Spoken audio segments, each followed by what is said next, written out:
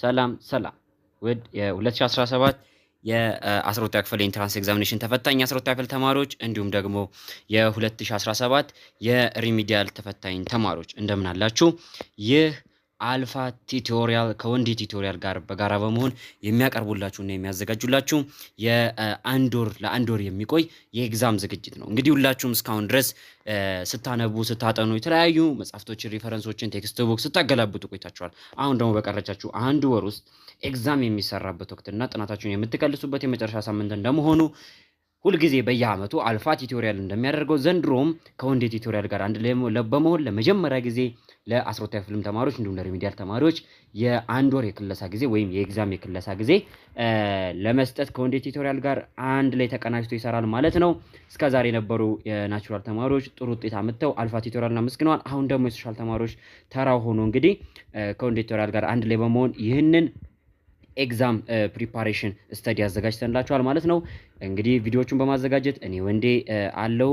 በተጨማሪ ደግሞ ይህንን ፓኬጅ እንዲሁም ይህንን ፕሪፓሬሽን ደግሞ በዋነኝነት በበላይነት በመምራትና ኢንቨስት በማድረግ ደግሞ ለእናንተ የሚያቀርበው ደግሞ አልፋ ቲዩቶሪያል ነው ማለት ነው። ከአልፋ ቲዩቶሪያል ጋር መልካም የክለሳ ጊዜ እንዲሆንላችሁ እመኛለሁ። በዚህ አንድ ወር ውስጥ ጂኦግራፊ፣ ሂስትሪ እንዲሁም ጊዜ ከበቃን ኢኮኖሚክስን በተቻለ መጠን የተለያዩ አመት ኤግዛሞችን በመስራት ኦልሞስት ሙሉ ለሙሉ ጥናታችሁን ለመቋጨትና ለፈተናው ብቁ እንድትሆኑ ለማድረግ እንሞክራለን። ዛሬ በመጀመሪያው ቀን ቆይታችን ላይ በአምናው በ2016 የኢንትራንስ ኤግዛም ፈተና ወቅት ላይ ቡክሌት ኮድ 250 ሳብጀክት ኮድ 07 which is ጂኦግራፊ ማለት ነው ሐምሌ 2016 ላይ የአምና ተፈታኞች ተፈተኑትን የጂኦግራፊ ፈተና ይህንን ቡክሌት ኮድ ይዤላችሁ ቀርቤያለሁ ማለት ነው። ይህንን መቶን ጥያቄ ቀጥታ ዘወረድ አይደለም የምንሰራው። ይህን ጥያቄ ለእናንተ ለንባብ እንዲመች አድርገን ከፋፍለን አዘጋጅተናል። በምን አይነት መልኩ ካላችሁኝ ከ9ኛ ክፍል የወጣው ጥያቄ የቱ ነው፣ ከ10ኛ ክፍል የወጣው ጥያቄ የቱ ነው፣ ከ12 የወጣው የቱ ነው፣ ከ11 የወጣው የቱ ነው ብለን ከፋፍለን አዘጋጅተናል። ይሄ ደግሞ ለጥናታችሁ በጣም ይጠቅማችኋል፣ ትደሰቱበታላችሁ። ዛሬ የመጀመሪያው ቆይታችን በስንተኛ ክፍሉ ነው ማለት ነው? በ9ኛ ክፍል ቆይታ ላይ እናደርጋለን። ወይም ደግሞ በ2016 ኢንትራንስ ኤግዛም ላይ ከ9ኛ ክፍል ኦልድ ከሪኩለም ላይ የወጡት ጥያቄዎች እነማን ነበሩ። ስለዚህ የዘንድሮ ተፈታኞችን በዚህ መሰረት 9ኛ ክፍል ኦልድ ከሪኩለም ላይ ትኩረት የምታደርጉባቸውን ቦታዎች ለይታችሁ ታጠናላችሁ ማለት ነው። እያለን ደግሞ ይሄንን ጂኦግራፊ 2016 ውሽት በዚሁ እንጨርሳለን። ከነገ ጀምሮ ነገ ደግሞ የምንጀምረው ሂስትሪን በ11 እና በ12 ብቻ ነው የከፈልነው። because የ9 እና 10 የዛት ማች ምንም አይነት ቫልዩ የለውም because ዘሴም ስለሆነ 9 እና 11 10 እና 12 ዘሴም ስለሆነ ኤግዛሙንም 11 እና 12 ብቻ ነው የከፈልነው። በዛ መሰረት ስተዲያችሁን ትቀጥላላችሁ ማለት ነው። ሂስትሪን ግን ለጊዜው የ2016 ሳይሆን የምንሰራው በየቻፕተሩ የ11ንም የ12ንም ከቻፕተር 1 ቻፕተር 2 ቻፕተር 3 ያደረግን በእያንዳንዱ ቻፕተሮች ላይ ሚኒመም ከ20 እስከ 30 ያሉ ኤግዛሞችን እስከዛሬ የነበሩ ከ2000 ዓመተ ምህረት እስከ 2016 የነበሩ ኤግዛም ጥያቄዎችን አንድ ላይ የሰበሰብን በየቻፕተሩ ከፋፍለን የምንሰራ ይሆናል። ስለዚህ ወደ አንደኛው ጥያቄ ልለፍ። what is the effects of latitude on the ecosystem diversity ይለናል። on the ecosystem diversity ይለንና ኢኮሲስተም ዳይቨርሲቲ አለና ምርጫውን ይጀምራል። አሁን 9ኛ ክፍል ኦልድ ከሪኩለም ቻፕተር 2 ነው እዚህ ጋር የምታገኙት። ቻፕተር 2 ላይ ነው የምታገኙት። ኦልድ ከሪኩለም ቻፕተር 2 ላይ ክላይሜት ኤንድ ዌዘርን ኮንትሮል ከሚያደርጉ ፋክተሮች መካከል አንዱ ምን ብለናል? ላቲቲዩድ አለ፣ አልቲቲዩድ፣ ዲስታንስ ፍሮም ዘ ሲ እንዲሁም ደግሞ ክላውድ ከቨር፣ ኦሽን ከረንት ብለን አይተናል አይደለ? ላቲቲዩድ ዋነኛው ኢፌክት ነው ብለናል። ይሄ ላቲቲዩድ ክላይሜት ላይ ኢፌክት ካሳደረ በክላይሜት ቲዩ ደግሞ ከክላይሜቱ ጋር ተያይዞ ደግሞ ሌሎች ጂኦግራፊካል ፊቸሮች ላይ ኢፌክት ይኖረዋል ማለት ነው። ቢኮዝ የአንድን አካባቢ አየር ንብረት ስትነኩ አብራችሁ ከአየር ንብረቱ ጋር የዛን አካባቢ ሀቢታቱን እየነካችሁ ነው፣ ወይ ደግሞ መኖሪያውን ወይ ደግሞ ኢንቫይሮንመንቱን እየነካችሁ ነው። በአንድ አካባቢ ውስጥ ያለው የሊቪንግ ኦርጋኒዝም እና የነን ሊቪንግ ኦርጋኒዝሞች ትስስር ምን ይባላል? ኢኮሲስተም ተብሎ ይጠራል አይደለ? ማንኛውም ሊቪንግ ኦርጋኒዝም ከአካባቢው ከኢንቫይሮንመንቱ ጋር ያለው ትስስር ኢኮሲስተም ተብሎ ይጠራል። ይሄ ኢኮሲስተም ዳይቨርሲቲ ላይ ያለው ተጽዕኖ ምንድነው? ላቲቲዩድ ማለት ደግሞ ይሄ አን ኢማጂነሪ ላይን ከኢኩዌተር 0 ዲግሪ ተነስተን ወደ ሰሜንም ወደ ደቡብም 90 ዲግሪ የሚለኩት ማለት ነው። ኢንክሪዝ as we go from the equator to the pole ይለናል። ከኢኩዌተር ተነስተን ወደ ፖል በሄድን ቁጥር ከኢኩዌተር 0 ዲግሪ ተነስተን ወደ ሰሜንም ወደ ደቡብም 90 ዲግሪ በሄድን ቁጥር ምኑ እየጨመረ ይመጣል ነው የሚለን? ኢኮሲስተም ዳይቨርሲቲው እየጨመረ ይመጣል። ልክ ነው እንዴ? አይደለም። ቢኮዝ ከኢኩዌተር ተነስተን እየራቀን በሄድን ቁጥር ኢኮሲስተሙ እየቀነሰ ነው የሚመጣው። ቢኮዝ ክላይሜቱ ሃርሽ እየሆነ ይመጣል። አየር ንብረቱ በጣም አስቸጋሪ እየሆነ ስለሚመጣ የሰው ልጅ ቁጥሩም እየቀነሰ ነው የሚመጣው፣ የእንስሳት ቁጥሩም እየቀነሰ ነው የሚመጣው፣ የእጽዋት ዝርዮቹም እየቀነሱ ነው የሚመጡት። ዲክሪዝ ፍሮም ዘ ፖል ቱዋርድ ዘ ኢኩዌተር። ይሄ ደግሞ ራሱ ኤን ይደገመልን። ከፖል ተነስተን ወደ ኢኩዌተር ስንመጣ ዲክሪዝ ያደርጋል። ኖ ባዮዳይቨርሲቲው ኢኩዌተር አካባቢ ላይ በጣም ሃይ ነው። ወደ ሰሜን ወደ ፖሎች አካባቢ ስንሄድ ደግሞ ሎ ነው። ስለዚህ ይህም አይሆንም። ሲ ላይ ሪሜን ሲሚላር ዌዘር ዌሬቨር ዊ ጎ ሜንሊ ዱ ቱ ዘ ኢፌክትስ ኦፍ አልቲቲዩድ ይለናል። ወዴትም ብንሄድ በአልቲቲዩዱ ምክንያት ዘሴም ነው፣ ምንም አይነት ለውጥ የለውም ይለናል። ይሄም አይሆንም። ዲ ዲክሪዝ ግራጁዋሊ ዌን ዊ ትራቨል ፍሮም ዘ ኢኩዌተር ቱ ቱንድራ ይለናል። የስ ቱንድራ ማለት ያው ሰሜናዊ ንፍቀ ክበብ ብቻ ቢሆንም ግን በፖል ከወሰድነው ደግሞ ወደ ሰሜንም ወደ ደቡብም ስንሄድ ከኢኩዌተር ተነስተን ወደ ሰሜንም ወደ ደቡብም ስንሄድ ባዮዳይቨርሲቲው ምን እያለ ይመጣል? እየቀነሰ ይመጣል። ተግባባን? እየቀነሰ ይመጣል። ኢኩዌተር አካባቢ በጣም ብዙ የተዋፋት አሉ፣ በጣም ብዙ ሬፕታይልስ አሉ፣ በጣም ብዙ አምፊቢያንስ አሉ፣ በጣም ብዙ ኤርቦሪያል አኒማልስ አሉ። ከዛ ሳቫና ላይ ስትሄዱ ደግሞ ካርኒቨረስ፣ ኦምኒቨረስ፣ ሄርቢቨረስ የምንላቸው እንዲሁም በርድስ አሉ። ከዛ ዴዘርት ላይ ስትመጡ ቁጥራቸው እየቀነሰ ይመጣል። ከዛ ከዴዘርት ቀጥሎ ደግሞ የምታገኙት ፖላር ሪጅንን ነው። ሶ እንደዚህ እያለ ጉዟቸው እየቀነሰ ይመጣል፣ ባዮዳይቨርሲቲው እየቀነሰ ይመጣል። ሶ ዛን ሰሪሷት ዲ ይሆናል ማለት ነው። ሲጀመር ሁለት ተቃራኒ ምርጫ መጥቶላችኋል። ማንና ማን? ኤ እና ዲ። ሶ ዛን ሰሪሷት ዲ። ሁለተኛ ጥያቄ which one of the following relates to the economic policies of ኢትዮጵያ ይለናል። ከኢትዮጵያ የኢኮኖሚ ፖሊሲ ጋር ተመሳሳይ የሆነው የትኛው ነው? ወይም ደግሞ የኢትዮጵያን የኢኮኖሚ ፖሊሲ የሚገልጸው የትኛው ነው? ኤ ኢንካሬጂንግ ኦቨር ኤክስፕሎይቴሽንስ ኦፍ ፎሲል ፊውልስ ይለናል። ኢትዮጵያ ያሏትን ፎሲል ፊውሎች ወይንም ደግሞ የነዳጅ ሀብቷን ከመጠን በላይ ኤክስፕሎይት በማድረግ የምትታወቅ ሀገር ነች፣ ወይም ደግሞ ይሄን ኢንካሬጅ የምታደርግ ሀገር ነች ይለናል። ሲጀመር ፎሲል ፊውል ራሱ በአግባቡም የለንም አይደል እንዴ? ሶ ሳይኖረን እንዴት ነው ኦቨር ኤክስፕሎይት ልናደርገው የምንችለው? ቢ ፕሮሞቲንግ ሪጂናል አድሚኒስትሬሽን ኢን ኢኮኖሚክ ማኔጅመንት ይለናል። በኢኮኖሚ አስተዳደር ስርዓት ውስጥ ወይም ደግሞ ኢኮኖሚውን ማኔጅ በማድረግ ስርዓት ውስጥ ሪጂናል አድሚኒስትሬሽኖችን ወይም ደግሞ የክልል መስተዳድሮችን ያሳተፈ ኢኮኖሚ ስርዓት አላት ይለናል። እሺ ይሄ አንዱ ነው። ሲ ፎከሲንግ ኦን ሺፍቲንግ አርባን ሌበር ፎርስ ቱ ሩራል ቤዝድ ኢኮኖሚ ይለናል። የከተማውን ማህበረሰብ ወደ ሩራል ቤዝድ ኢኮኖሚ ማለት ምን ማለት ነው? ፕራይመሪ ኢኮኖሚ አክቲቪቲ የምንላቸው ማለት ነው። አግሪካልቸር አለ፣ ፊሺንግ አለ፣ ፎረስትሪ አለ፣ ማይኒንግ የምንላቸው ማለት ነው። ሶ ወደ እነዚህ ኢኮኖሚክ ሲስተሞች የከተማውን ማህበረሰብ ወይም በኢንዱስትሪ የሚተዳደሩ ማህበረሰብ ወደ እነዚህ ወደ ፕራይመሪዎቹ መቀየር ይለናል። ይሄም አይሆንም። ዓላማው ምንድን ነው? ኢንዱስትሪያላይዜሽን ነው አይደል? በዚህ ሰዓት አይደለም ኢትዮጵያ የትኛውም የዓለም ክፍል። ዲ ኤምፋሳይዚንግ ኦን አን ኢኮኖሚክ ሲስተም ፉሊ ኮንትሮልድ ባይ ዘ ስቴት ይለናል። ኢኮኖሚክ ሲስተሟ ሙሉ ለሙሉ በስቴት ወይም በመንግስት ኮንትሮል የተደረገ ኢኮኖሚክ ሲስተምን መከተል ላይ ትኩረት ያደረገች ሀገር ነች ይለናል። ይሄም ነው እንዴ? አይደለም። የኢትዮጵያ ኢኮኖሚክ ሲስተም ምንድነው ብለን ያየነው 9ኛ ክፍል ላይ ፕራይቬት ቲቶሪያል የምትማሩ በወንዴ ቲቶሪያል ስር እንዲሁም በአልፋ ቲቶሪያል ስር እንዲሁም በፊቸር ኤክስ ፕሮጀክት ስር የተማረ ፕራይቬት ቲቶሪያል አብረን የተማማርን ልጆች በደንብ አድርጋችሁ ታውቃላችሁ። ሶስቱም ኤሪያዎች ላይ ያስተማርኳችሁ እኔ ነኝና በደንብ አድርገን አንስተናል። ኢትዮጵያ ፍሪ ማርኬት ኢኮኖሚ ሲስተም ወረቀት ላይ ብትከተልም ምንም እንኳን ምንድነው ሚክስር ነው ብያችኋለሁ፣ ግን ከኮማንድ ጋር አይገናኙም። ሶ እዚህ ጋር እያለን ያለው ምንድነው ዲ ላይ ኢትዮጵያ ኮማንድ ነች እያለ ነው። ሶ ዛን ሰሪሷት ቢ ኢትዮጵያ የምትከተለው የኢኮኖሚክ ፖሊሲ ስርዓት ምንድነው ያለው? የሀገሪቷ ኢኮኖሚክስ ፖሊሲ በማኔጅ የሚደረገው በፌደራል ገቨርንመንት ብቻ ሳይሆን በሪጂናል አድሚኒስትሬሽኖችም ጭምር ነው ማለት ነው። ተግባባን? በጣም አሪፍ። እሺ ወደ ሶስተኛ ጥያቄ እንምጣ። አሪፍ ማብራሪያ ያገኛችሁ እንደሆነ ተስፋ አድርጋለሁ። እሺ ወደ ሶስተኛ ጥያቄ እንምጣ። which physical element in the basis of conduct a regional study ይለናል። ሪጂናል ስተዲ ወይም ደግሞ የተለያዩ አካባቢዎችን በክልል ወይም በሪጅን ከፋፍለን፣ ክልል ስል ደግሞ ያው እኛ ሀገር እንደምናውቀው አማራ ክልል፣ ኦሮሚያ ክልል ማለት ሳይሆን በሆነ አይነት ካራክተሪስቲክ ዘ ሴም የሆኑ ስተዲ ኤሪያዎችን ያፈል ቻፕተር 2 መግቢያው ማለት ነው። ሶ በሪጅን ከፋፍለን ለማጥናት የምንጠቀመው ኤሌመንት የትኛው ነው ይለናል። ሪሊጂየስ ሃይማኖት ይለናል አይደለም። ካልቸር ባህል ይለናል አይደለም። ክላይሜት ይለናል። የስ ክላይሜት አንዱ ፋክተር ነው አይደል እንዴ? ለምሳሌ 9ኛ ክፍል ቻፕተር 2 ላይ አሁን ስትሄዱ ዓለምን በሶስት ሪጅኖች የከፋፈልነው ምናምን በመንከተል ነው። ቴምፕሬቸሩን፣ ሬንፎል ዲስትሪቢዩሽን ምናምን እያለን ኦልሞስት ዋነኛው ፋክተራችን ምንድነው ማለት ነው? ክላይሜት ነው። ሶ ጂኦግራፊ ላይ ከመጣን ደግሞ it is not a sociology ወይም ደግሞ ጂኦግራፊ ማለት ሶሺዮሎጂ ኮርስ አይደለም። ሶ በካልቸር ከፋፍሎ ሊጠና አይችልም። አንትሮፖሎጂም አይደለም። በሪሊጂየስ ሊከፋፍልም አይችልም። ዋናው ጂኦግራፊ ኢሹ እሱ ስላልሆነ ማለት ነው። ሶ ፊዚካል ኤሌመንት በሆነው በክላይሜት ክላሲፋይ አድርጎ የተለያዩ አካባቢዎችን በሪጅን ከፋፍሎ ያጠናል ማለት ነው። አራተኛ ጥያቄ which statement describes the equatorial rainforest region? በጣም አሪፍ በየአመቱ የማይቀር ጥያቄ። አሁን አልነግራችሁም ይሄን ነገር ለብቻው ቪዲዮ ስለተዘጋጀ እሱ ቪዲዮ ቀኑ ሲደርስ ይለቀቅላችኋል። በፈተናው ላይ የማይቀሩ በየአመቱ ጂኦግራፊ ሚኒስትሪን ፈተና ላይ የማይቀሩ ጥያቄዎች በሶስት ፓርት ቪዲዮ ተደርጎ ስለተዘጋጀላችሁ እሱን ለብቻው እዛው ሲደርስ እናየዋለን። ግን ከነዛ አንዱ ነውና ላስመረበት። ሶ ዘ ኢኳቶራል ሬንፎረስት ሪጅን ካራክተሪስቲክሱ ምንድነው ወይም ደግሞ እሱን ዲስክራይብ የሚያደርገው የትኛው ነው ይለናል። ኢት ፎርምስ ኤ ኮንቲነስ ቤልት አራውንድ ዘ ወርልድ። እንግዲህ ኦልድ ከርኩለም ጂኦግራፊን አብረን የተማማረን ልጆች ይህን ጥያቄ እንደማትሩት 100% ሹር ነኝ። ቢኮዝ መጽሐፋችሁ ላይም አለ ሾርት ኖት አጤረራ በወንድ ኤዲቶሪያል ላይ ፖስት ሲደረግ ከፍላችሁ መውሰድ ይችላልችሁ ተማሪዎችም እንግዲህ ዛ ሾርት ኖት ላይ አግኝታችሁት ሊሆን ይችላል። ኢኳቶሪያል ሬንፎረስት ሪጅን ስንል አንደኛው ካራክተሪስቲክሱ ምንድነው? ኮንቲኒየስ ሪጅን አይደለም። ተግባባን። ሜዲትራኒያን ሪጅን፣ ኢኳቶሪያል ሬንፎረስት ሪጅን አልፎ አልፎ አንዳንድ ቦታዎች ላይ ያሉ ኤሪያዎች ናቸው። ኢኳቶሪያል ፎረስት ሪጅን ኢኩዌተር ላይንን ተከትሎ ያለ ቦታ ነው እና ኢኩዌተር ላይንን ተከትሎ ያለ ቦታ ከሆነ ለምን ዓለምን ሰርክል አላደረጋትም ወይንም ደግሞ ለምን ሙሉ ለሙሉ ኢኩዌተር ኤሪያ ላይ ሁሉም ቦታ አልኖረም ስንል በመሃል ሌሎች ክላይሜት እና ዌዘርን አፌክት የሚያደርጉ ፋክተሮች አሉ ብለን ተማምረናል። ዲስታንስ ፍሮም ዘ ሲ፣ ኦሽን ከረንት፣ አልቲቲዩድ፣ ላቲቲዩድ ምንላቸው።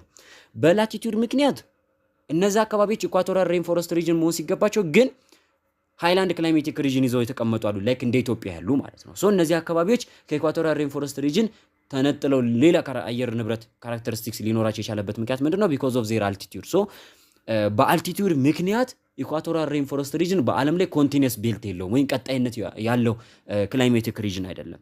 ተግባባን። አፍሪካ ውስጥ ለምሳሌ እስከ ኮንጎ ባዚን ብቻ ነው። ከዛ ምስራቅ አፍሪካ ላይ ስመጡ የለም ሃይላንድ ክላይሜቲክ ሪጅን ብቻ ነው ያለው፣ እዛ ጋር ይቋረጣል። ከዛ ማሌሺያ፣ ኤሽያ ላይ ደግሞ ማሌሺያ እና ሳውዝ ኤሽያ አካባቢዎች ላይ ታገኙታላችሁ። ከዛ ላቲን አሜሪካ ላይ ስትሄዱ ደግሞ ላቲን አሜሪካም የተወሰኑ ኤሪያዎች ላይ እንደነ ብራዚል እንደነ አማዞን ደኖች አካባቢ ላይ ታገኙታላችሁ። ከዛ እንደነ ፔሩ ይመስለኛል ሃየር ግራውንድ ኤሪያ ያላቸው እንደነ ቬንዙዌላ ያሉ አካባቢዎች ደግሞ ይቋረጣል እንደገና ደግሞ ማለት ነው። ሶ በኮንቲኒየስ የሆነ ቤልት አይደለም። ኢት ሪሲቭስ 20 months of rainfall throughout the year yes አይደለ እንዴ? ነው አመቱ ሙሉ ከፍተኛ የሆነ ዝናብ መጠን ያገኛል። አዎ ኢትስ annual range of temperature exceeds the daily range ይለናል። አሁን ብዙ ተማሪዎች እዚህ ላይ ትሸወዳላችሁ። ዴይሊ እና ሚን ማለት ነው። አሁንም ኦልድ ከሪኩለሙ ላይ ኖታችሁ ላይ ወይም የተላከላችሁ አጤረራ ላይ ገብታችሁ ተመልከቱ ወይም ደግሞ ቪዲዮ ላይ ተመልሳችሁ ተመልከቱ እና ምን ብለናል?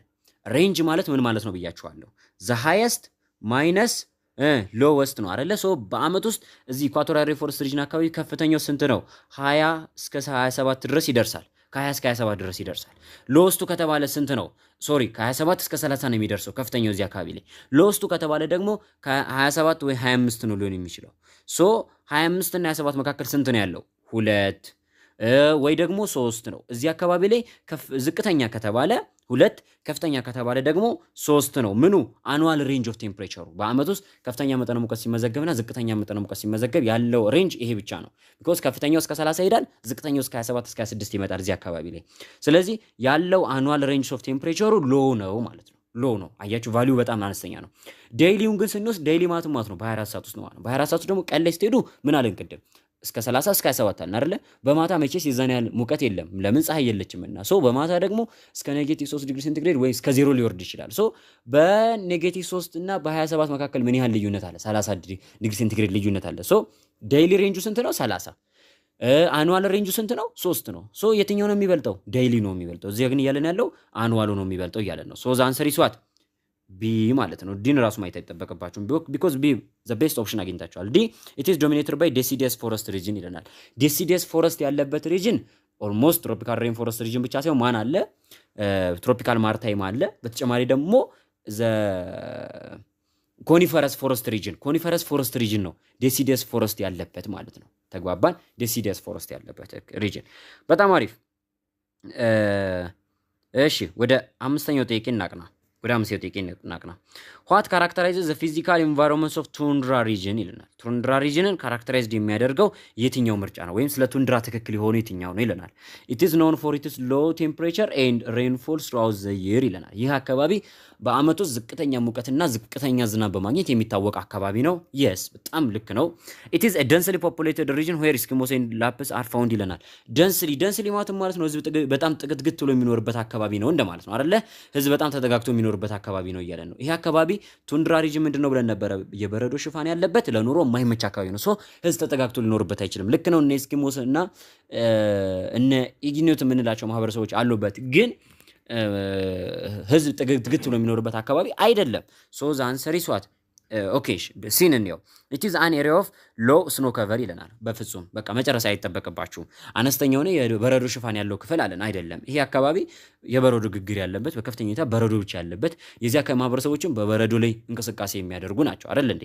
ኢት ኢዝ ፋውንድ ቦዝ ኢን ኖርዘርን ኤንድ ሳውዘርን ሄሚስፌር። ይሄም ልክ አይደለም። አሁን ብዙ ተማሪ ቱንድራ ያው ፍሪጅድ ዞን ላይ ስለሆነ ያለው ፍሪጅድ ዞን ደግሞ በሰሜንም በደቡብም ስላለ ቱንድራን በሁለቱም አድርጎ ሊወስድ ይችላል። ኖ ቱንድራ ያለው ሰሜን ሪጅን ላይ ብቻ ወይ ኖርዘርን ሄሚስፌር ላይ ሲሆን በሰሜን አሜሪካ በላይ ግሪንላንድ ኤሪያዎች አካባቢ ላይ ብቻ የሚገኝ ክፍል ነው። ሶ ዘ አንሰር ኢዝ ዋት ቢ ነው ዘ ኮሬክት አንሰር። ስድስተኛ ጥያቄ ዋት ኢዝ ዘ ኢፌክትስ ኦፍ አድቫንስመንት ኢን ትራንስፖርት ኤንድ ኮሚኒኬሽን ኦን ዘ ሎኬሽንስ ኦፍ ኢኮኖሚክ አክቲቪቲስ ይለናል። ኢኮኖሚክ አክቲቪቲ የምንላቸው ታውቋቸዋላችሁ። ማይኒንግ ወይም የማዕድን ማውጫ ቦታ ሊሆን ይችላል፣ የግብርና ቦታ ሊሆን ይችላል፣ የኢንዱስትሪ ስፍራ ቦታ ሊሆን ይችላል፣ ወይም ደግሞ የቱሪዝም ቦታ ሊሆን ይችላል፣ ኦር ደግሞ የሆነ ሃየር ኤዱኬሽናል ኤንድ ሪሰርች ኤሪያ ሊሆን ይችላል፣ ወይም ደግሞ ትልቅ የቢዝነስ ድርጅት ሊሆን ይችላል። እነዚህ ኢኮኖሚ አክቲቪቲዎች ወይም የኢኮኖሚ እንቅስቃሴ የሚደረግባቸው ቦታዎች ላይ ከፍተኛ የሆነ ትራንስፖርቴሽን እና የኮሙኒኬሽን አቅርቦት መኖሩ ጥቅሙ ምንድነው ነው እያለን ያለው። ጥቅሙ ምንድነው ወይም ኢፌክቱ ምንድነው? የሚያሳድረው ተጽዕኖ ምንድነው? አንደኛ it encourages people to deliver their goods and services in a person ይለናል። ሰዎች በራሳቸው የሚፈልጉትን ምርትና አገልግሎት ዴሊቨር ማድረግ እንዲችሉ ያግዛቸዋል ይለናል። ኖ ይሄ ለኢኮኖሚ አክቲቪቲዎቹ የሚሰጠው ጥቅም አይደለም። ይሄ ለከስተመሮቹ የሚሰጠው ጥቅም ነው አይደል እንዴ? እኛ የተጠየቅነው አኮርዲንግ ቱ ኢኮኖሚክ አክቲቪቲስ ነው። ተግባባን። ኦን ዘ ሎኬሽንስ ኦፍ ኢኮኖሚክ አክቲቪቲስ በሎኬሽን ኢኮኖሚክ አክቲቪቲዎቹ አንጻር ነው። ኢት ኢናብልስ ዴሊቨሪ ኤንድ ሴል ኦፍ ፐሪሼብል ጉድስ አት ሪዘናብል ታይምስ ይለናል። ማንኛውም እነዚህ ፔሪሼብል የሆኑ ምርቶችን ዴሊቨር ለማድረግ ለማቅረብ ለማህበረሰቡ በሚፈልገው ቦታና ጊዜ ለማቅረብና ለመሸጥ ምቹ የሆነ ሁኔታን ያመቻችልናል። እሺ ኢት ኢንፎርስስ ዘ ኢስታብሊሽመንትስ ኦፍ ኢንዱስትሪስ ዌር ሮ ማቴሪያልስ አር ፋውንድ ይለናል። ኢንዱስትሪዎች ጥሬ ዕቃ ምርታቸው ያለበት አካባቢ ላይ እንዲገነቡ ያደርጋቸዋል። አዎ ቢኮዝ ኦፍ ዋት መሰላችሁ? አሁን ይሄን ጥያቄ ከዚህ ጋር እንዴት ሊገናኝ ቻለ ልትሉ ትችላላችሁ አይደለ? ለምሳሌ አንድ የሲሚንቶ ፋብሪካ ተገነባ እንበል። ያ የሲሚንቶ ፋብሪካ ሲገነባ ወይም ደግሞ ማንኛውም የቢዝነስ ተቋም ሲገነባ ኢንቫይሮንመንቱን አይቶ ነው። ስዎት አናላይሲስ ይባላል። በቃ ኢንቫይሮንመንቱ ያ ድርጅት የውስጥ ችግሮቹና ጥንካሬዎቹ እንዳሉ ሆኖ ከሱ ባሻገር ደግሞ ከውጭ የሚመጡ ኦፖርቹኒቲዎችና ትሪቶችን ይመለከታል። የማትም ማለት ነው ያ ድርጅት ከውጭ ሊያገኘው የሚችላቸው አንደኛው ነገር ምንድነው? ከስተመርና ሮ ማቴሪያል ነው አይደለ? ስለዚህ የድርጅት በቀላሉ ከከስተመሮቹ ጋር ኮሙኒኬት የሚያደርግበት በተጨማሪ ደግሞ ሮ ማቴሪያሎቹን በቀላሉ ትራንስፖርት አድርጎ የሚያመጣበት ቦታ ነው ሊመሰረት የሚችለው። ስለዚህ ይሄ ድርጅት የፈለገ ለሮ ማቴሪያሉ ቅርብ ሆኖ ግን ከከስተመሮቹ ጋር ኮሙኒኬት የማያደርግበት ሁኔታ ከሆነ ድርጅቱ ኪሳራ ውስጥ ሊገባ ይችላል። ድርጅቱ ደግሞ ከከስተመሮቹ ጋር በቀላሉ የሚገናኝበት ኤሪያ ላይ ተገንብቶ ነገር ግን ሮ ማቴሪያሉን ለማምጣት ደግሞ አገር አቋርጦ የሚሄድ ከሆነ ደግሞ ምን ይፈጠራል? በዚህ ታይም ላይ ደግሞ ምን ይፈጠራል ማለት ነው? ሃየር ፕራይስ ሴት ያደርግና ወይም ደግሞ ኪሳራ ይገጥመዋል። ይሄን ኪሳራውን ለማሻሻል ደግሞ ከፍተኛ ገቢ የዋጋ ጭማሪ ሲያደርግ ደግሞ ከከስተመሮቹ ጋር ይጋጫል ማለት ነው። ሶ ቻፕተር 3 ግሪን ኤንድ ኦልድ ከሪኩለም ላይ ኢኮኖሚክ አክቲቪቲስ ላይ የምታገኙት ፖይንት ነው። ስለዚህ ትራንስፖርቴሽን እና ኮሙኒኬሽን ፋሲሊቲዎች በኢኮኖሚ አክቲቪቲ ኤሪያዎች ላይ በደንብ አድርገው መገንባታቸው ምን ያደርጋል ማለት ነው? የኢኮኖሚክ አክቲቪቲዎችን መሰረት ወይም ደግሞ እዛ አካባቢ ላይ ኢስታብሊሽ የማድረግ ሁኔታቸውን አፌክት ያደርጋል ማለት ነው። ስለዚህ ኢንዱስትሪዎች እንዲገነቡ አንዳንድ አካባቢዎች ላይ እንዲገነቡ እንዲሁም ደግሞ እዛ አካባቢ ላይ እንዲመሰረቱም ትልቁን አስተዋጽኦ የሚወስደው ደግሞ ትራንስፖርቴሽኑና ኮሙኒኬሽን ፋሲሊቲው ነው። ለዚህ አይደለ የትኛውን ቢዝነስ ተቋም የትኛውን ከገጠር ያለ ባለሀብት እንኳን እዚህ መጥቶ የሆነ ነገር የሚከፍተው ቢኮዝ ኦፍ ዋት እዚህ ሃይ ኮሙኒኬሽን እና ትራንስፖርቴሽን ፋሲሊቲ አለ፣ እዛ እሱ ያለበት ቦታ የለም። ስለዚህ ወደዚህ አካባቢ ይመጣል ማለት ነው። ሰባተኛ ጥያቄ which area of the world is sparsely populated mainly due to the physical factors ይለናል። ይሄም ቻፕተር 3 ይመስለኛል አይደል? ቻፕተር 3 or 4 ግሬድ 9 ኦልድ ከሪኩለም ማለት ነው። የትኛው የዓለማችን ክፍል ነው በተፈጥሯዊ ችግሮች ምክንያት ወይም በፊዚካል ለሰው ልጅ ጥግግት ወይም ለህዝብ ጥግግት ለፖፑሌሽን ዴንሲቲ ሁለት ፋክተሮች አሉት አይደል? ወይም ደግሞ ለፖፑሌሽን ዲስትሪቢዩሽን ስለ ፖፑሌሽን ዲስትሪቢዩሽን ስናወራ ሁለት ፋክተሮች አሉት። አንደኛው ፊዚካል ፋክተር ነው፣ ሁለተኛው ሂውማን ፋክተር ነው። ፊዚካል ፋክተር የምንላቸው ሰው ሰራሽ ምክንያቶች ፊዚካል ፋክተር የምንላቸው ተፈጥሯዊ ምክንያቶች የሰው ልጅ ሊቆጣጠራቸው የማይችላቸው እና ካለበት አካባቢ እንዲፈናቀል ሊሆን ይችላል አንድ ቦታም ጥቅጥቅ ብሎ እንዲኖር የሚያደርጉት ምክንያቶች ናቸው። ሂውማን ፋክተር የምንላቸው ደግሞ ምንድናቸው? በሰው ልጅ አማካኝነት የሚፈጠሩ አንድ አካባቢ ላይ ህዝብ ጥቅጥቅ ብሎ ወይ ተራርቆ እንዲኖር የሚያደርጉ ናቸው። ሶ በተፈጥሯዊ ምክንያት ነው የተጠየቅነው እዚህ ጋር። ለምሳሌ ይለናል እዚህ ጋር ሴንትራል አፍሪካ አለን። ሴንትራል አፍሪካ ሂዱ። ሴንትራል አፍሪካ ማን አለ? እነ ኮንጎ፣ እነ ዲሞክራቲክ ሪፐብሊክ ኦፍ ኮንጎ፣ ቻድ፣ ኒጀር እና ምንላቸው ሀገራት አሉ። ፔንሱላር ዩሮፕ ስፐርስሊ ነው አይደል የተጠየቅነው? እሺ ስፐርስሊ ፔንሱላር ዩሮፕ ወይም ደግሞ የአውሮፓ ደሴት ኤሪያዎች እነዚህ አካባቢዎች በጣም ህዝብ ተጠጋግተው የሚኖሩባቸው አካባቢዎች ናቸው። የአውሮፓ ምድር ሲጀመር ከጥቂት በረሃማና ቀዝቃዛማ ቦታዎች በስተቀር ጥቅጥቅ ብሎ የሚኖርባቸው አካባቢዎች ናቸው። በተለይ እነዚህ ደሴቶቹ ኤሪያዎች በጣም ለዓይን የሚማርኩ ለኑሮ ምቹ የሆኑ ቦታዎች ናቸው። ኢስት ኤሽያ ማለት ደግሞ ምስራቅ ኤሽያ እነማን? እነ ቻይና፣ ጃፓን፣ ኮሪያ እነዚህም ደግሞ ሳውዝ ኢስት ኤሽያ ላይ ደግሞ ስትሄዱ እነ ባንግላዴሽ እነ ምናምን የምትሏቸው ሀገራት ያሉበት ነው። ሶ ይሄም በጣም ብዙ ህዝብ ያለበት አካባቢ ነው። ሳውዝ ኤሽያ፣ ደቡብ ኤሽያ ደግሞ የዓለማችንን 1/3 የሚሆነውን ፖፑሌሽን ይዘው የሚገኙ ማህበረሰቦች ናቸው ቁጥሩን ካልተሳሳቱ በስተቀር። እነማን ናቸው? ፓኪስታን፣ ህንድ፣ ባንግላዴሽ እንዲሁም ደግሞ ወደ 4 ሀገር ገብታችሁ ቼክ አድርጉት እዛው ሾርት ኖታችሁ ላይና እነዚህ ሶስቱን ጠቅሼላችኋለሁ። አንዷን ሀገር ሙሏት ብቻ። እነዚህ ሀገራት የዓለማችን 1/3 የሚሆነው ፖፑሌሽን ይዘው የሚገኙ ሳውዝ ኤሽያ ካውንትሪዎች ናቸው። ሶ ዘ አንሰር ኢዝ ዋት ኤ ነው። ፔኒንሱላር ዩሮፕ እንዳልኳችሁ ያለው ፊዚካል ስትራክቸር ራሱ ይሄ ደሴት ኤሪያዎች አካባቢ እንደምታውቁት ለአይንም በጣም ሳቢ ነው። ብዙ ፋሲሊቲዎች አሉት። ወተር ፋሲሊቲም አለው እዛው። እንዲሁም ደግሞ የተለያዩ አቅርቦቶችን በቀላሉ ማግኘት ይችላላችሁ። ሶ እዛ አካባቢ ላይ ሰዎች በብዛት ይኖራሉ። ለምሳሌ የሲሲሊ ደሴት ላይክ ጣሊያንን ማሳት እንችላለን። ፔኒንሱላር ዩሮፕ ማዕከል ማለት ነው። ብሪቴንን ማሳት እንችላለን። ለምሳሌ የወደብ ከተማ የሆኑትን እነ ሊቨርፑልን እንደነ ኤቨርተን ያሉ የወደብ ከተሞችን ማሳት እንችላለን። ኢስት ኤሽያ ላይ አገራቶቹን ደግሞ ጠቅሼላችኋለሁ። ሶ ያሉበት ጂኦግራፊካል ኤሪያ በጣም ምቹ ነው ፊዚካል ፋክተራቸው። ሴንትራል አፍሪካ ግን ለምን አልክ? መልሱ ለምን እንደዛ ሆነ ለሚል ተማሪ ግን ምንድነው ምክንያቱ? ሴንትራል አፍሪካ ምንድነው? ኢኳቶሪያል ሬንፎረስት ሪጅን የሆነ ቦታ ነው። ወይም ደግሞ የመካከለኛው ወይም ደግሞ የእርጥብ ሞቃታማው የአየር ንብረት ተብሎ የሚጠራው አመቱ ሙሉ ከፍተኛ የሆነ ዝናብ፣ አመቱ ሙሉ ከፍተኛ የሆነ ሙቀት ያለበት፣ ሙቀቱ ችግር የለውም። ነገር ግን አመቱ ሙሉ ከፍተኛ የሆነ ዝናብ በመኖሩ ምክንያት ከፍተኛ ጎርፍ በተደጋጋሚ የሚከሰትበት፣ የወንዞች ሙላት ያለበት፣ ጥቅጥቅ ያለ ደን ያለበት፣ ስለዚህ ለሰው ልጅ ኢኮኖሚ አክቲቪቲ ምቹ ያልሆነ እዚህ አካባቢ ጥቂት ኢኮኖሚ አክቲቪቲ ፕራክቲስ የሚደረጉበት እንዲሁም ደግሞ ቤት ለመስራት ራሱ ምቹ ያልሆኑ ኤሪያዎች ስለሆኑ ሴንትራል ኤሽያ ስፐርስሊ ፖፑሌትድ የሆነ አካባቢ ነው ማለት ነው። 8 ጥያቄ which types of economic activity involve top level decision making? በጣም አሪፍ 9 ቻፕተር 3 ላይ ካያችኋቸው የኢኮኖሚ አክቲቪቲዎች ውስጥ 5 ናቸው። ፕራይመሪ፣ ሰከንደሪ፣ ቴሪሻሪ፣ ኳተርነሪ እና ኩዊነሪ። ከነዚህ ውስጥ ቶፕ ሌቨል ዲሲሽን ሜኪንግ ያለበት የትኛው ነው? ቶፕ ሌቨል ፕራይመሪ ኢኮኖሚ አክቲቪቲ ይለናል። ፕራይመሪ ኢኮኖሚ አክቲቪቲ ምንድነው? አግሪካልቸር፣ ማይኒንግ ምናምን ነው። ቶፕ ሌቨል ዲሲሽን ሜኪንግ ማለት ሃየር የሆነ ይሄ ዋይት ኮላር ወርከርስ የምንላቸው ማለት ነው። ወይም ደግሞ በማይንዳቸው እንዲሁም በስኪል እንዲሁም ደግሞ በኤጁኬሽን ኖሌጃቸው ተመርጠው የሚሰሩ አካላት ያሉበት ላይክ እንደነ ሃይ ሌቨልስ ኦፍ ሪሰርች ኤንድ ኖሌጅ ኢንስቲትዩሽኖች ማለት ነው። ልክ እንደ ትልልቅ የሆኑ የሪሰርች ተቋማት ላይክ ዩኒቨርሲቲዎች ሊሆኑ ይችላሉ፣ ትምህርት ቤቶች ሊሆኑ ይችላሉ። እነዚህ አይነት ያሉበት ማለት ነው። ሶ ፕራይመሪ ኢኮኖሚ አክቲቪቲ ከዚህ ጋር አይገናኝም። ኩዊነሪ ይለናል። ቢ 5ኛ ኢኮኖሚ ደረጃ። አዎ እሱ ነው ቶፕ ሌቨል ዲሲሽን ሜኪንግ ያለበት። ኳተርነሪም ቶፕ ሌቨልስ ኦፍ ዲሲሽን ሜኪንግ አለበት፣ ግን የኩዊነሪን ያክል አይደለም። ቴሪሻሪ ይለናል። ይሄም ቱሪዝም፣ ትሬድ፣ ኮሚኒኬሽን፣ ትራንስፖርቴሽን የምንላቸው ናቸው። ሰከንደሪ ደግሞ ማኑፋክቸሪንግ ኢንዱስትሪ ብቻ ነው። ሶ ዘ አንሰር ኢዝ ዋት ቢ ይሆናል ማለት ነው። ቢ ኢዝ ዘ ኮሬክት አንሰር። በጣም አሪፍ ቆይታ እያደረገ እንደሆነ ተስፋ አድርጋለሁ። እሺ ወደ 9ኛ ጥያቄ which statement describes the concepts of land use ይለናል። ላንድ ዩዝ የሚለውን ኮንሴፕት ወይም ደግሞ የመሬት አጠቃቀም ስርዓትን ዲስክራይብ የሚያደርግልን የቱ ነው? ይሄም ቻፕተርቱ መጨረሻ አካባቢ ላይ አይደል ኢኮሲስተም አካባቢ ላይ ያለው ቶፒክ ይመስለኛል።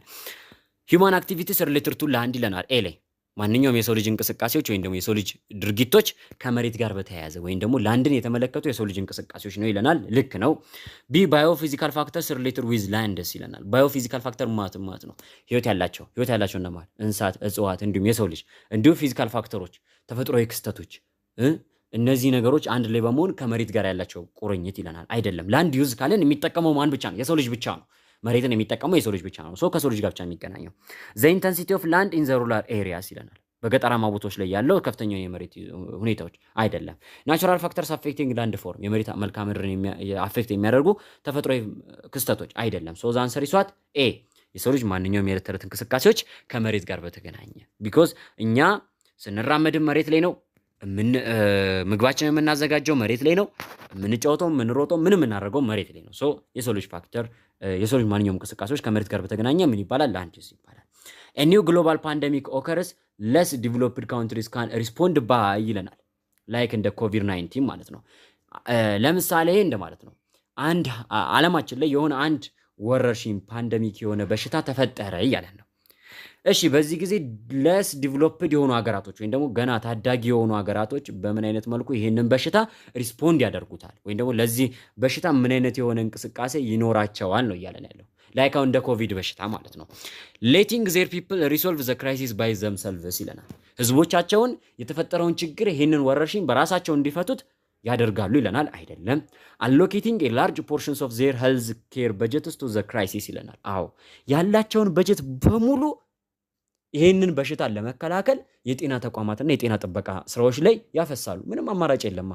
አለበለዚያ ከነሱ አቅም አንፃር በቀላሉ ይሄንን በሽታ ኮንትሮል ማድረግ አይችሉምና ወይም ደግሞ በትንሽ በጀት ኮንትሮል ማድረግ አይችሉምና ብዙ ህዝባቸውን ላለማጣት፣ ብዙ ሪሶርሳቸውን ላለማጣት፣ ብዙ ነገራቸውን ሉዝ ላለማድረግ ምን ያደርጋሉ?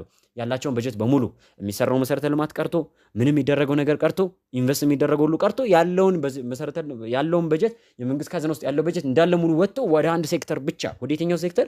ወደ ጤና ተቋማት ሴክተር ብቻ ፈሰስ ሲደረግና ብዙ ዶክተሮች ብዙ የጤና ኤክስቴንሽኖች እና በጤና እነዚህ ሄልዝ ኬር የሚሰጡ የተለያዩ ቦታዎች ላይ ድንኳን ተተክሎ ምን ተብሎ የተለያዩ አዳራሾች ምን ነበር ሲደረግ የነበረው በኮሮና ወቅት ላይ እንዴ? ብዙዎቻችሁ እንደውም ትምህርት ቤቶቻችሁ ለዚህ ለኮሮና አገልግሎት ሁሉ አላረለ እንዴ? በየአካባቢያችን እኮ እናውቀዋለን። ሶ የዛን አይነት እንቅስቃሴ ያደርጋሉ ማለት ነው። አዎ ይሄ ልክ ነው።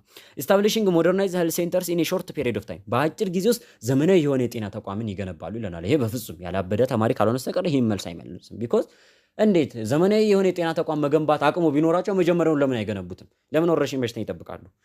ፔናላይዚንግ ዘ ፒፕል ሁ አር ካውት ባይ ዘ ዲዚዝ ይለናል። በዚህ በሽታ የተያዙ ዜጎች ምን ያደርጋሉ? ፔናላይዝ ማለት መቅጣት፣ መግደል እንደማለት ነው። ሶ በዚህ በሽታ የተያዘውን ሰው መግደል ኖ። ይሄ ደግሞ ዘ ኢንተርናሽናል ሂውማን ራይት የሚያግደው ነገር ነው፣ ወይም የሰብአዊ መብት ድርጅት የሚያግደው ነገር ነው። ምናልባት መፍትሄ ከሌለው ይሄ ነገር ምን ይደረጋል? ወደ ኳራንታይን እንዲገቡ ሊደረግ ይችላል። ወይም ደግሞ እነዚህ ሰዎች ተሰብስበው ጊዜ መብታቸው ዲሞክራሲ በነጻት የመንቀሳቀስ የመግለጽ መብታቸው ተነፍጎ በጊዜያዊነት ህይወታቸው ብቻ ተጠብቆላቸው የሆነ ቦታ ላይ ብቻ እንዲታጎሩ ሊደረግ ይችላል። ያ ነው ሊደረግ የሚችለው እንጂ አይገደሉም። ሶ ዛን ሰሪሷት ቢ እነዚህ ሀገራት ያላቸው አማራጭ ምንድን ነው? ያላቸውን በጀት በሙሉ ምን ያደርጋሉ? እዚህ እንትን ላይ ሄልዝ ኬር ላይ ያፈሳሉ ማለት ነው። ያፈሳሉ። እሺ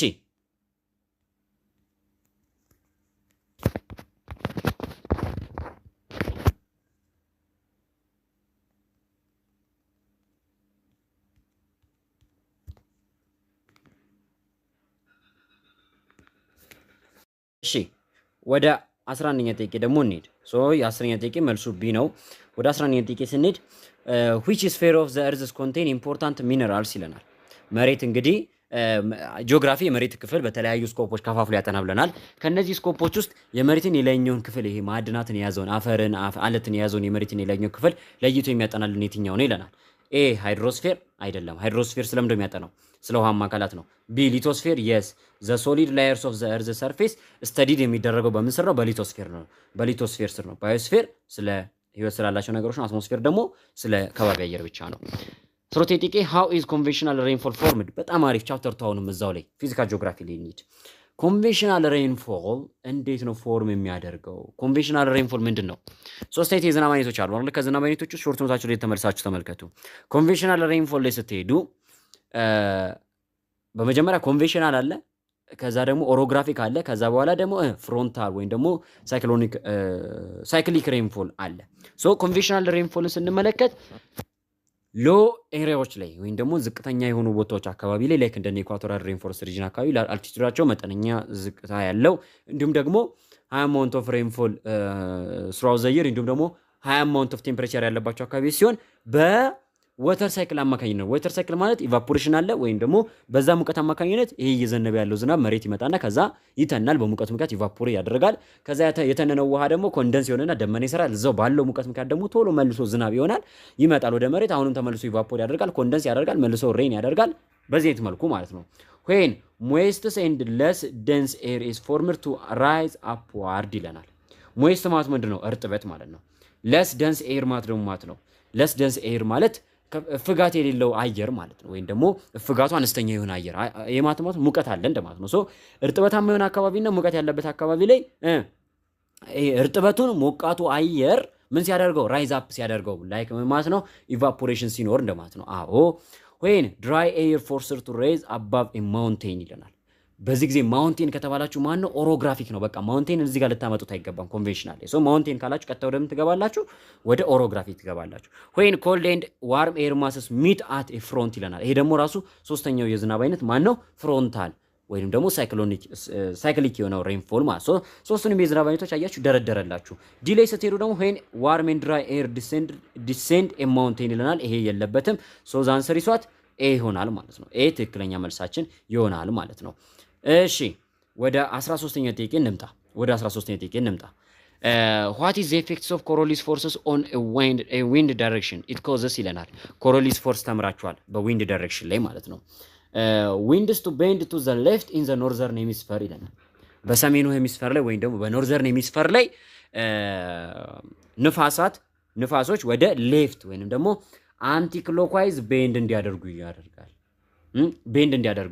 አንቲ ክሎክዋይዝ ማለት ሌፍት ማለት ያው እንደዚህ ወደ ግራ ማለት ነው። አንቲ ክሎክዋይዝ ማለት ነው።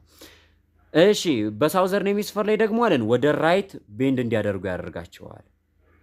ወደ ራይት ደግሞ ቤንድ እንዲያደርጉ ያደርጋቸዋል። እሺ ሲላይ ስንሄድ ደግሞ አንቲሳይክሎንስ ይለናል። አንቲሳይክሎንስ ቱ ሙቭ ክሎክዋይዝ ዳይሬክሽን ኢን ዘ ሳውዘርን ሄሚስፌር፣ ሳይክሎንስ ቱ ሙቭ ኢን ክሎክዋይዝ ዳይሬክሽን ኢን ዘ ሳውዘርን ሄሚስፌር። እሺ ሶ እናም ይሄ ኮሪዮሊስ ፎርስ እንደምታስታውሱት የዊንድ ዳይሬክሽንን ቼንጅ የሚያደርግ ፎርስ ነው። ስለዚህ ሁለት አይነት ዊንዶች አሉ ብለን ነበረ። ሳይክሎን አለ፣ ሳይክሎን ዊንድስ አሉ፣ አንቲ ሳይክሎን ዊንዶች አሉ።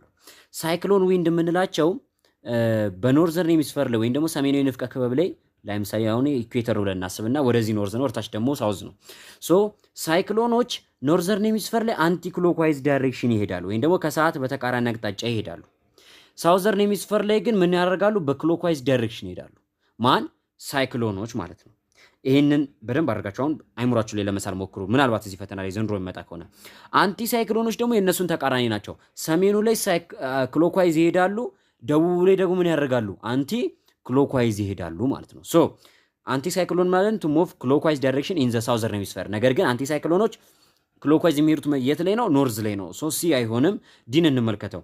ሳይክሎንስ ቱ ሙቭ ኢን ዘ ክሎክዋይዝ ዳይሬክሽን ኢን ዘ ሳውዘርን ሄሚስፌር። የስ ሳይክሎኖች በሳውዘርን ሄሚስፌር ልክ እንደምታዩት እዚህ ጋር በክሎክዋይዝ ዳይሬክሽን ይሄዳሉ ማለት ነው። ሶ ዘ አንሰር ኢዝ ዲ ይሆናል ማለት ነው። ዲ ይሆናል። ስለዚህ እነዚህን የኮሪዮሊስ ፎርስ ኢፌክቶችን በዊንድ ላይ ተመልሳችሁ መመልከት ይኖርባቸዋል። እሺ ወደ 14ኛ ጥያቄ እንምጣና which one of the following ocean currents has a cooling effect on the southwestern parts of Africa ይለናል። ይሄ በነገራችን ላይ ጂኦግራፊ 12ኛ ክፍል ቻፕተር 1 ቻፕተር 2 ክላይሜት ቼንጅ ቪዲዮ በቃ በሁለቱም ቪዲዮዎች ላይ በተደጋጋሚ ተናግሬያለሁ። ከዛም በተጨማሪ ደግሞ የ11ኛ ክፍል ቱቶሪያል ላይ ሳስተምርም ተናግሬያለሁ። እንግዲህ እኔ ከኔ ጋር ብዙ ቱቶሪያሎች ላይ አብራችሁ ያላችሁ አልፋ ቱቶሪያል ላይም ወንዴ ላይም እንዲሁም ደግሞ ፊውቸር ኤክስ ላይ የነበራችሁ ተማሪዎች ታውቁታላችሁ። እነዚህን ነገር በተደጋጋሚ ተናግራለሁ። ኦሽን ከረንት ምን አይነት ኦሽን ከረንቶች እንዳሉ ኖታችሁ ላይም አለ እና ደግሞ እንዴት አድርገው አፌክት እንደሚያደርጉ። ሁለት አይነት ኦሽን ከረንት አለ። ዋርም ኦሽን ከረንት እና ኮልድ ኦሽን ከረንት አለ። ዋርም ኦሽን ከረንት በዙሪያ ያሉትን አካባቢዎች ወይም ደግሞ በዛው ውቅያኖስ አካባቢ ላይ የሚገኙ አካባቢዎችን ሞቃት እንዲሆኑ ያደርጋቸዋል። ላይክ ማዋት ብያቸዋል። ለምሳሌ አሪፍ ኤግዛምፕል አንስቼ ነበር አፍሪካ ውስጥ ሁለቱም ኦሽን ከረንቶች ስላሉ ማለት ነው። ቤንጉዌላ እና ሞዛምቢክ ኦሽን ከረንት አሉ ነው። አፍሪካ ውስጥ 3 ናቸው፣ ግን ሁለቱን እንደ ምሳሌ አንስቼ ነበር። ሞዛምቢክ በደቡብ ምስራቅ አፍሪካ በኩል፣ ቤንጉዌላ ኦሽን ከረንት ደግሞ በደቡብ ምዕራብ አፍሪካ በኩል።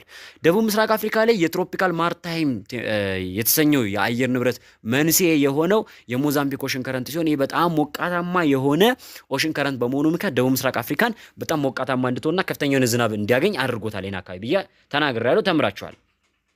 በተቃራኒው ደግሞ ደቡብ ምዕራብ አፍሪካ ላይ ያለው በሱ ትይዩ ያለው ደግሞ ቤንጉዌላ ኦሽን ከረንት ደግሞ ከአትላንቲክ ውቅያኖስ የሚነሳ ሲሆን ምንድነው ኩሊንግ የሆነ ኢፌክትን ያለው ወይም ደግሞ ቀዝቃዛማ የሆነ ኦሽን ከረንት ነው ወይም ደግሞ ቀዝቃዛማ የሆነ የባህር ሞገድ ነው። በዚህም ምክንያት ደቡብ ምስራቅ አፍሪካን አካባቢ ምን አድርጎታል? በጣም ቀዝቃዛማ እንዲሆን አድርጎታል። ለምሳሌ የካላሪ በረሃ በዓለማችን ላይ ያለ ብቸኛው ቀዝቃዛ በረሃ ነው ብያቸዋለሁ። ቢኮዝ ካላሪ በረሃ በደቡብ ምስራቅ አፍሪካ በኩል የሚገኝ ደቡብ ምዕራብ አፍሪካ በኩል የሚገኝ በዚህ በቤንጉዌላ ኦሽን ከረንት ምክንያት ቀዝቃዛ የሆነ በረሃ ነው። ሶ ዘ አንሰር ኢዝ ዋት ቢ ቤንጉዌላ ኦሽን ከረንት ነው። ዘ ሞዛምቢክ ኦሽን ከረንት ደግሞ ዘ ዋርምስት ነው። እንዲሁም ካናሪ ከረንትም እዚሁ አፍሪካ ውስጥ ያለ ሲሆን በደቡብ አፍሪካ በኩል የሚገኝ እሱም ግን ምንድነው ልክ እንደ ሞዛምቢክ ሁሉ ሞቃታማ ነው ማለት ነው። ኦልሞስት የ9ኛ ክፍሉን እየጨረስን ነው። 15ኛ ጥያቄ which statement explains explain us about the pressure belts of the world ይለናል ስለ ዓለማችን የፕሬሸር ቤልቶች ትክክል የሆነው የትኛው ነው ይያለን ነው የዓለማችን የፕሬሸር ቤልቶች በተመለከተ የትኛው ነው ይያለን ነው የዓለማችን የፕሬሸር ቤልቶች ተመለከቱ በቅደም ተከተላሉ ሆርስ ላቲቱድ አለ ከዛ ዶልድረም አለ ከዛ ሰብፖላር አለ ከዛ ፖላር ሃይ ያለ እስከ 5 ድረስ የሚሄዱ ፕሬሸር ቤልቶች አሉ እነዚህ ፕሬሸር ቤልቶች በዓለም ላይ 4 ናቸው የመጀመሪያው ዶልድረም ወይም ደግሞ ዘ ኢኳቶሪያል ሎ ፕሬሸር ቤልት ብለን የምንጠራው ነው ከዛ ሆርስ ላቲቱድ አለ ዘ ኢኳቶሪያል ሃይ ፕሬሸር ቤልት የምንለው ነው ከዛ ሰብፖላር ሳይሆን ከሱ በፊት አለ የዴዘርት አካባቢ የምናገኘው ሰብፖላር ሃይ የምንለው አለ ከዛ ደግሞ ሰብፖላር ሎ ፕሬሸር ቤልት እና ፖላር ሃይ ፕሬሸር ቤልት የምንላቸው አሉ ሁለቱ ሃይ ናቸው ሁለቱ ደግሞ ሎ ፕሬሸር ቤልቶች ናቸው እሺ ሶ ሆርስ ላቲቱድን ስታነሱ ሁለተኛው ነው እሱ ከኢኩዌተር በላይ ከ5 ዲግሪ እስከ 23 ዲግሪ ነው አካባቢ ያለው ነው ተግባባን ዲግሪውን ካልተሳሳትኩ እናንተም ኖት ላይ ቼክ አድርጉ ከተሳሳትኩ ኮሜንት ሴክሽን ላይ ያሳወቃችሁን አብረን የምናስተካክል ይሆናል ሶ ዘፈርሳኒስ ዶልድረም ነው ዶልድረም ኢኳቶሪያል አካባቢ የሚገኝ ሲሆን ኢኩዌተር ሪጅን ነው እስከ 5 ዲግሪ ኖርዝ እና ሰሜን ሳውዝ እና ኖርዝ የሚገኝ ሪጅን ሲሆን ፕሬሸር ቤልት ሲሆን እዚህ አካባቢ ላይ ምንድን ነበር ከፍተኛ የሆነ ምን አለ ፕሬሸር አለ ከፍተኛ የሆነ ሙቀት አለ ከፍተኛ የሆነ ሙቀት ካለ ደግሞ ምን ያደርጋል አየር ውስጥ ያሉ ሞለኪውሎች ፓርቲክሎች ኤክስፓንድ ያደርጋሉ ሶ አየሩ የሚያሳድረው ግፊት አየሩ የሚኖረው ዌይት ምን ይላል ይቀንሳል ስለዚህ ዴንሲቲው ሎ ነው ማለት ነው ሶ ዶልድረም ላይ ምንድነው መሆን ያለበት ሃይ ፕሬሸር ሳይሆን ሎ ፕሬሸር ቤልት ነው መሆን ያለበት ማለት ነው ሁለተኛው ሆርስ ላቲቱድ ነው ሆርስ ላቲቱድ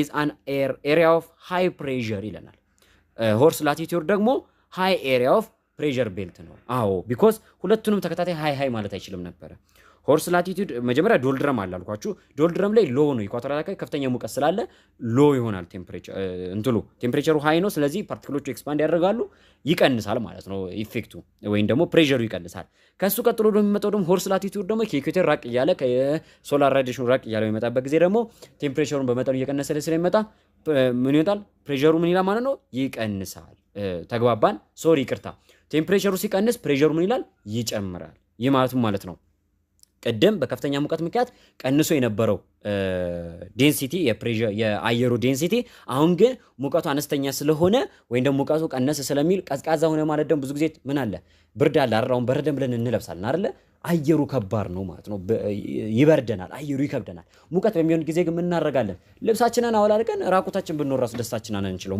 ሙቀቱን አንችለው በጣም እንትን ይለናል ሶ ምን ነው ማለት ነው ሃይ ፕሬሸር ነው ያለው እዚህ አካባቢ ላይ ሆርስ ላቲቱድ ላይ ሰብፖላር ሪጅን ስንሄድ ደግሞ በጣም ዴዘርት የሆኑ አካባቢዎች ላይ ወይም ደግሞ ሙቀት ያለባቸው አካባቢዎች እነዚህ ላይ ደግሞ ምን አለ ማለት ነው ፕሬሸሩ ምንድነው ሎ ነው የሚሆነው because high amount of temperature ስላለ ማለት ነው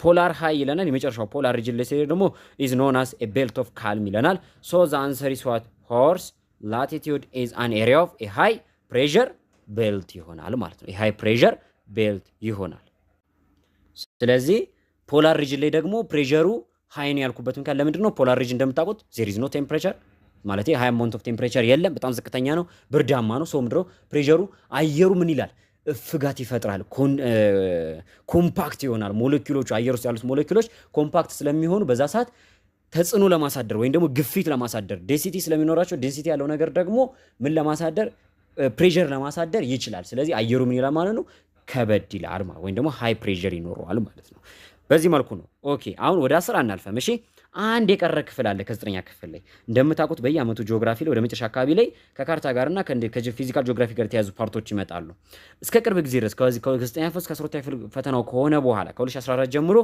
ይሄ ሰንጠረዥ እንግዲህ ፈተና ላይ ሲመጣ ታያላችሁ ከየት ነው የወጣው ይሄ ሰንጠረዥ ኢትዮማትሪክ ላይ እንዲሁም አንዳንድ ቦታዎች ላይ ኤግዛም ሲሰሩላችሁ ከ10ኛ ክፍል ብሎ አይቻለሁ አይደለም 10ኛ ክፍል ላይ እንደዚህ ነገር አልተማራችሁ አይደል እንዴ መቼስ ውሸት አይደለም አልተማራችሁም ሶ ኢትዮማትሪክ ላይ የሚያያችሁት ነገር ስተት ነው ልላችሁ ፈልጌ ነው ይሄ ከየት ነው የመጣው ከ9ኛ ክፍል ጂኦግራፊ ቻፕተር 2 ላይ ነው የመጣው ምን ይሰጣችኋል ቴምፕሬቸር እና ሬንፎል ዲስትሪቢዩሽን የሚያሳይ የሶስት ስቴሽኖችን ስቴሽን ማለት ያው ዝም ብሎ እንደ ከተማው እንደ ሀገር ተወስዱና ካውንትሪ ኤፍ ካውንትሪ ዋይ እና ካውንትሪ ጂ ነው እዚህ ለምሳሌ 16 ላይ ተሰጠው ሶ እነዚህ ሶስት ከተሞች ወሰዱና የነዚህ ሶስት ከተሞች በ12ቱም ወራት ውስጥ ያላቸው የመጠነ ሙቀትና የዝናብ ስርጭት አለ ሶ ይሄ የመጠነ ሙቀትና የዝናብ ስርጭት ወስዳችሁ አየር ንብረታቸውን መለየት፣ በውስጣቸው ያሉትን እንስሳቶች መለየት፣ እነዚህ አካባቢዎች የት አካባቢ እንደሆኑ መለየት ነው ጥያቄው ማለት ነው። መለየት ነው። ሶ ይሄንን ጥያቄ ደግሞ እንስራና የዘጠነኛ ክፍሉን ለዛሬ እንቋጫለን ማለት ነው። እሺ 87ኛ ጥያቄ ምን አለን? what is the annual range of temperature at station G አለን። ስቴሽን ጂ ላይ ወይም ይሄኛው ስቴሽን ጂ ላይ ያለው annual range of temperature ስንት ነው ነው እያለን ያለው።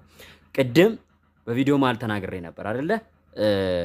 ሬንጅ ኦፍ ቴምፕሬቸር ከተባላችሁ ሚን ከተባላችሁ አቬሬጅ ከተባላችሁ ምን ማለት ነው? አቬሬጅ ነው። በቃ የ12ቱንም ወር ደምራችሁ የስቴሽን ጂን ሚን አኑዋል ቴምፕሬቸር ከተባላችሁ የ12ቱንም ወራት ደምራችሁ ለ12 ማካፈል ነው።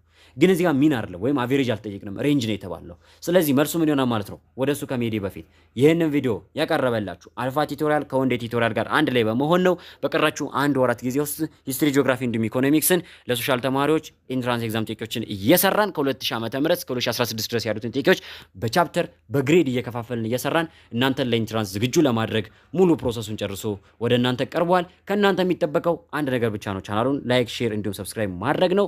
መልካም ጊዜ ከአልፋ ቲቶሪያል ጋር። በአልፋ ቲቶሪያል ውጤት ይደምቃል። መልካም ጥናት። ወደ መልሱ እንምጣ።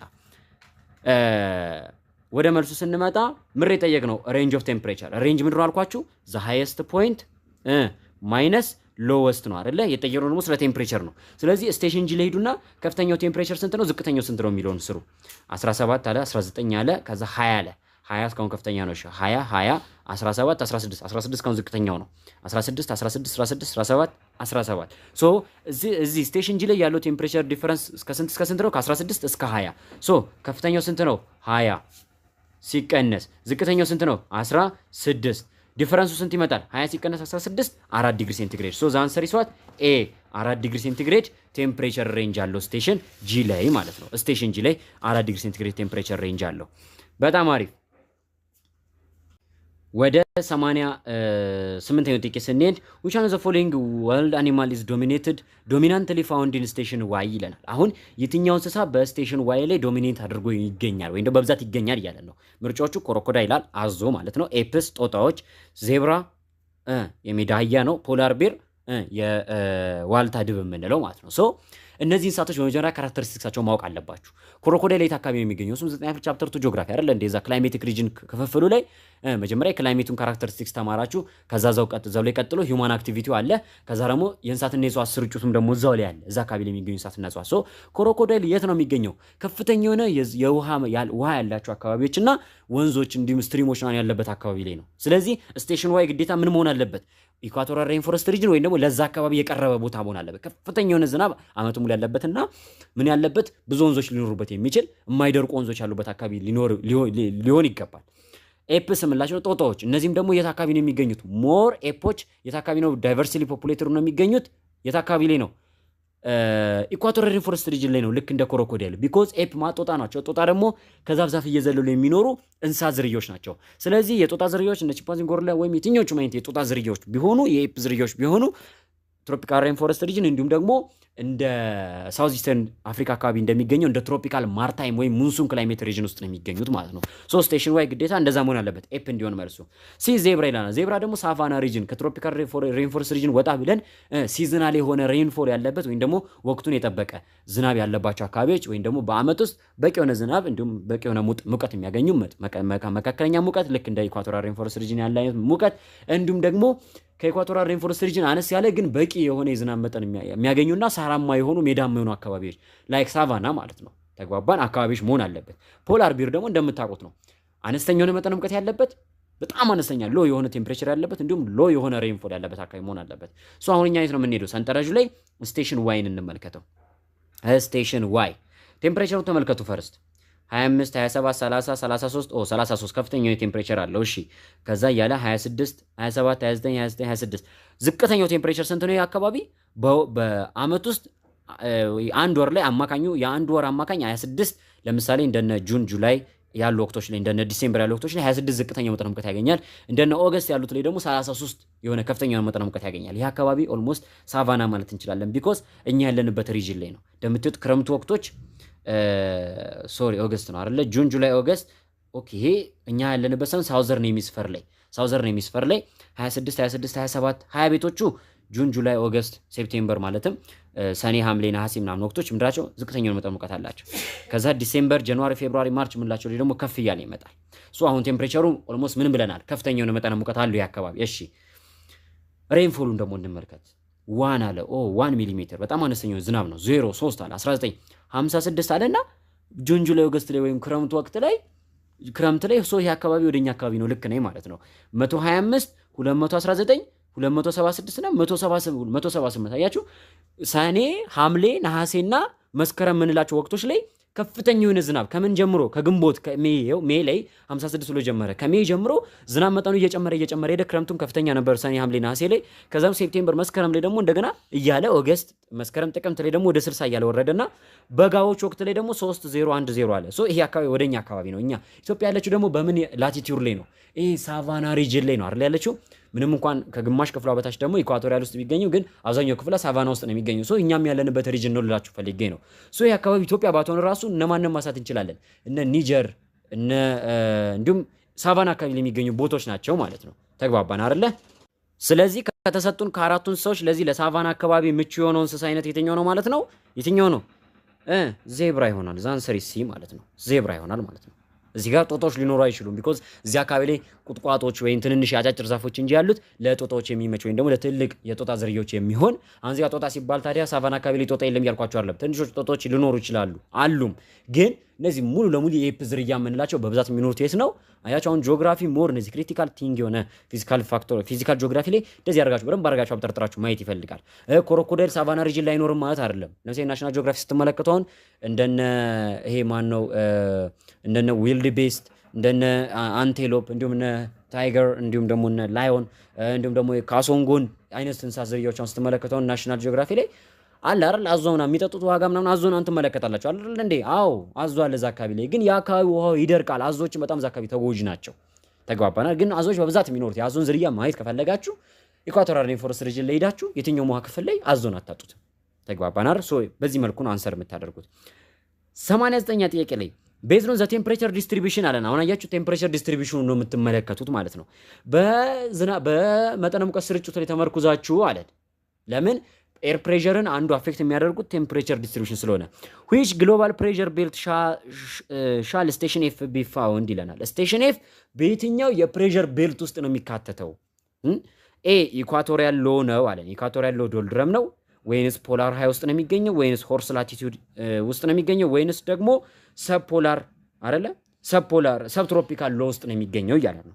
ከነዚህ ከሶስቱ ውስጥ የትኛው ነው ውስጥ ነው የሚገኘው? ሶ ስቴሽን ኤፍ ላይ እንሂድ። ስቴሽን ኤፍ በጣም አሪፍ ተመልከቱት። 20 አለን 20 22 25 30 32 33 33 32 30 26 23 በጣም አሪፍ። ይሄ አካባቢ ኦልሞስት እስካሁን እንግዲህ ቅድም ስለ ክላይሜቲክ ሪጅኖች በተወሰነ መልኩ ጠቅሼዋለሁ። ደንብ አክቲቭ የሆነ ተማሪ በቀላሉ ያገኘዋል። ፕሬሸር ቤልቶችን ቅድም ስለጠቀስኳቸው ማለት ነው። ኦልሞስት የአካባቢ ኢኳቶሪያል አይሆንም አይደለ? ኢኳቶሪያል ሎ ፕሬሸር ቤልት አይሆንም ቢኮዝ ኦፍ ዋት? ተመልከቱት ቴምፕሬቸር ዲስትሪቢዩሽኑን። ከፍተኛው ከ30 በላይ ዶላር 33 አለ። እሺ እሱ ችግር የለውም። ዝቅተኛውን ተመልከቱ 20 ሆኗል አይደለ?